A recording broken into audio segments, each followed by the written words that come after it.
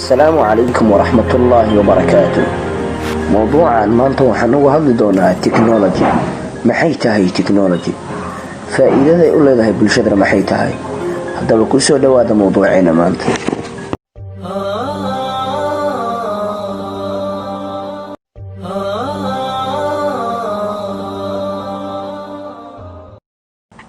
technology erayga technology haddii aan macnayna maanta waxa uu noqonayaa laba eray oo isu tagay. erayga techno oo ay noqonaysa macnaheedu technical haddii aan ayadana macnayna ayaa waxay noqonaysaa farsamo. logi ayaa noo soo hartay. logina waxay noqonaysaa barasho. teknolojiyada maanta jirta waxa ay noqotay tan ugu horumarsan dunida, kuwaas oo wadamo badan ay ku horumareen. maanta waxaad aragtaan in ay 10 wadan ama 11 wadan ay haystaan hubka nuclear-ka. sababta kalifta maxay tahay? dunida waxay ka kooban tahay 201 wadan.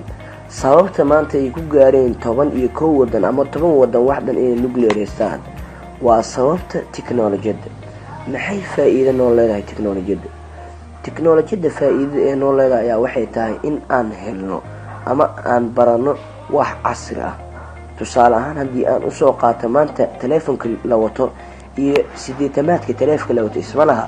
gaariga xilligaas la wato iyo xilligan gaariga la wato isma laha. waxaaba uga sii dheer teknolojiyada inay noqoto beri ka dambayso mid horumarta. marka haddii maanta mowduucan aan diiradda saarno, maxaan faa'iido ku qabnaa in aan helno teknolojiyad ama aan barano ama aan soo saarno wax teknolojiyad ku saabsan? adduunkan qalabada inta badan ugu isticmaala ayaa lagu sheegay in ay yihiin teleefanada waaweyn oo tabletka uu ka mid yahay iyo smartphone.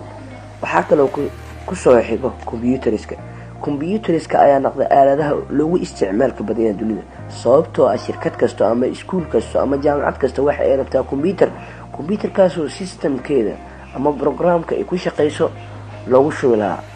marka maanta teknolojiyada heerka ay gaartay ayaa waxay tahay in la helo gawaari kuwaas oo ayaga ugu iswadaayo.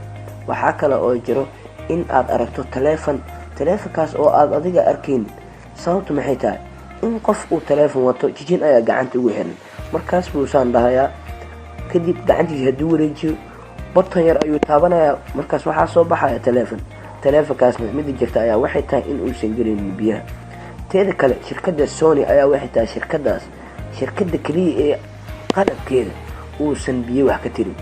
waa teknolojiyad ay gaartay.